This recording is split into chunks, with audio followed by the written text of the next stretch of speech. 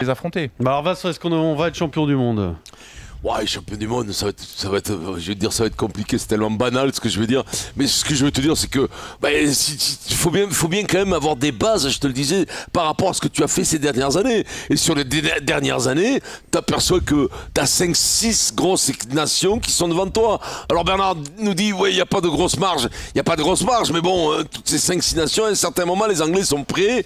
Les Anglais sont actuellement meilleurs que nous, je le pense. La Nouvelle-Zélande meilleure que nous. L'Afrique du Sud, probablement, l'Australie, ça peut être meilleur. Donc énorme, du souci comme on n'en a jamais eu avant une Coupe du Monde. Attendons de voir le prochain tournoi.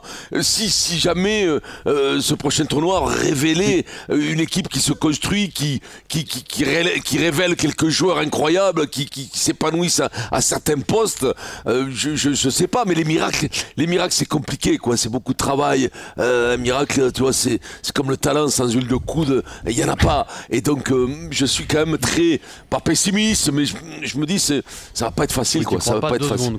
Ça va pas être facile. Après, comme je te dis, comme tout est mis à plat, c'est-à-dire, toutes les équipes s'entraînent 3 mois, tout le monde est au même niveau.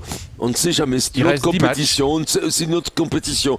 Maintenant, si tu me dis aujourd'hui, tu mets un billet sur la France pour être championne du monde, même la cote va d'abord être énorme, mais je le mettrai pas quand même. Mais dans 10 matchs, puisqu'il reste 10 matchs en comptant les matchs de préparation, plus la grosse préparation, tu le soulignais justement Vincent, il peut encore se passer beaucoup de choses.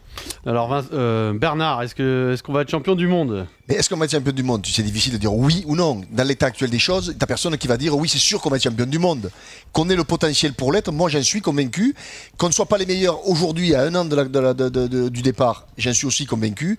Mais est-ce que la Nouvelle-Zélande, l'Afrique du Sud, l'Australie dont parlait Vincent, l'Angleterre dans laquelle je ne crois pas du tout, mais est-ce que ces équipes-là ont la marge nécessaire pour nous faire dire à nous on est sûr qu'on ne sera pas champion du monde? Alors là je dis non. Alors l'Angleterre, tu n'y crois pas du tout? Je n'y crois pas parce que le poste qui va leur poser problème aux Anglais, c'est le poste de demi d'ouverture. Le 10, oui. Chaque fois qu'il faut bien jouer, ils passent un peu à côté quand même, et que ce soit Farrell. Alors, point d'interrogation sur le jeune Ford que je ne connais pas, dont tout le monde me dit le plus grand bien, à commencer par Johnny, mais sincèrement je ne le connais pas. Il ne joue pas à un an de la Coupe du Monde, lui aussi il va falloir quand même qu'il s'impose. Ouais, puis Johnny il est comparé, je l'écoute quand même, tu vois, surtout au poste de demi d'ouverture. Mais non, par contre, effectivement, ces 4 nations, enfin ces 3 nations, j'enlève l'Angleterre, me semblent, et les Gallois aussi, me semblent au-dessus de nous. Mais ont-ils une marge nécessaire pour dire oui, on est sûr de ne pas être champion du monde parce que ces 4-là sont bien meilleurs que nous? Alors là, je dis non. C'est sûr qu'il n'y a pas une marge avec les Blacks quand même et les Sud-Africains. Mais il y a une marge, mais Vincent, on le sait. Mais c'est comme dans toutes les équipes. Quand ils sont champions du monde avec le 4e ouvreur quand même en 2011, il faut dire les choses comme elles sont.